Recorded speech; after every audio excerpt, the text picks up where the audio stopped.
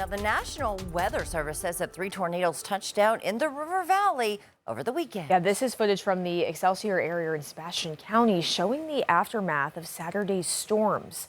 According to their report, there were 2 EF1 tornadoes in Sebastian County, in Witcherville and Excelsior. Both started around 7:30 Saturday night.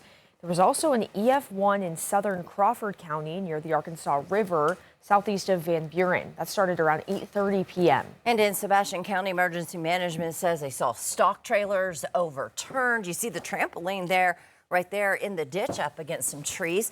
They even had doors from an airplane hangar blown off. Roofs from barns torn off as well. Emergency management says they were tracking the path of the storm from the beginning.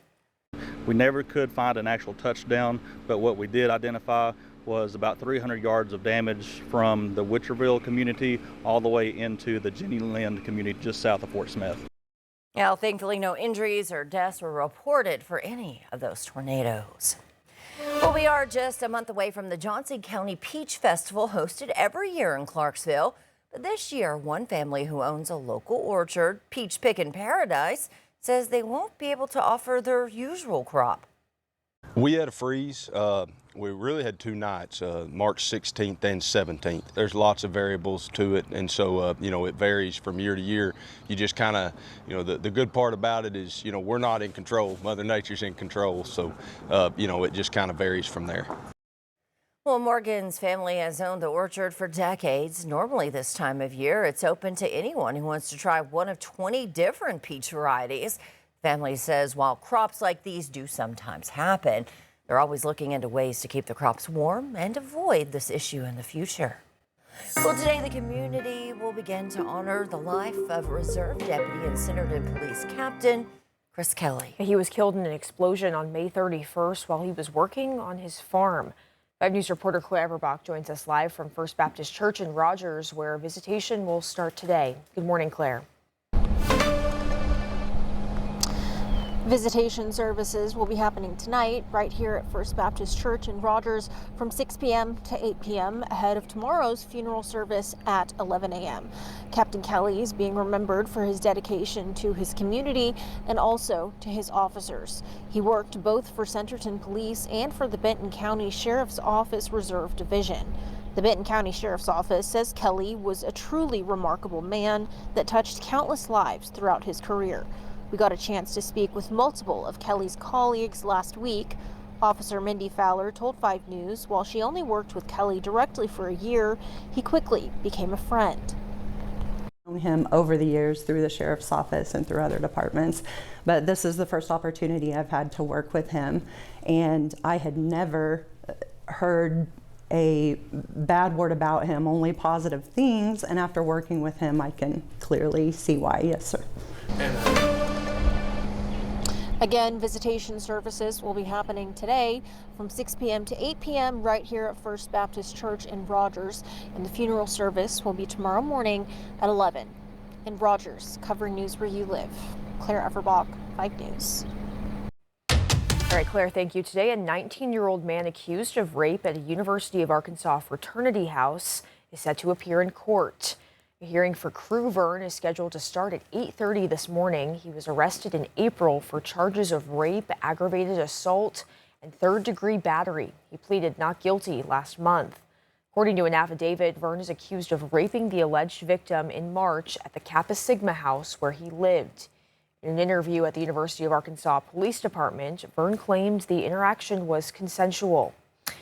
The city of Paris has issued a precautionary boil order after a water main break was discovered over the weekend. Updates on the city's Facebook page say the water main repair was finished and tank levels are back to normal, but that boil order remains in effect for everyone who receives water from the city and everyone outside, every outside system it serves. That includes Central Logan, Gracie Valley, North Carbon City, and Gray Walk Water Associations, along with Ratcliffe and some Scranton customers.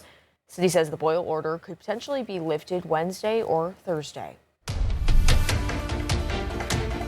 Well, Israel and Iran traded strikes overnight, threatening efforts to reach a peace deal. Yeah, the war hit the 100-day mark over the weekend. Bradley Blackburn has more.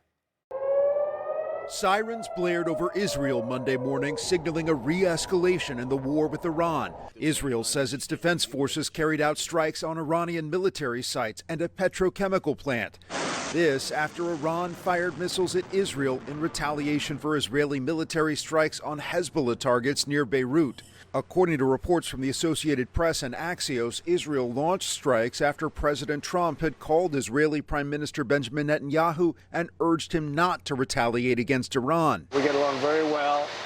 We've been great comrades. I disagree with him on a couple of things. In a pre-taped interview with NBC News Meet the Press, which aired Sunday, President Trump acknowledged that he and Netanyahu are sometimes at odds. I'd like to see a more surgical attack on Hezbollah. The latest exchange of fire, along with multiple rounds of defensive strikes the U.S. has carried out against Iran in recent days, now threaten the fragile ceasefire as President Trump pushes Tehran to reach a peace agreement. We're very close to having a deal, and if we don't have a deal, we'll do it one way or the other. Either way, we win. Iran has described the negotiations as deadlocked, and this morning the country's Revolutionary Guard said it is ready, quote, for any scenario and for widespread operations on all fronts. Bradley Blackburn, CBS News, New York. All right, developing this morning, we have an update. 32 now are reported dead after a 7.8 magnitude earthquake struck off the southern Philippine island of Matano. Now, this earthquake also left a trail of structural damage across Santos City. You're seeing video coming out of that area this morning. The General Santos Disaster Office saying that aftershocks are still being felt.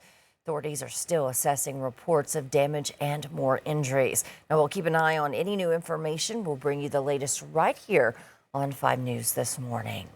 In New York City, police have arrested a man accused of stabbing 6 people at Penn Station. The incident comes right before President Trump's visit to Madison Square Garden above Penn Station for Game 3 of the NBA Finals. The New York City Fire Department responded to a call around 7 p.m. Sunday. Authorities say one of the victims suffered serious injuries, but all are expected to survive.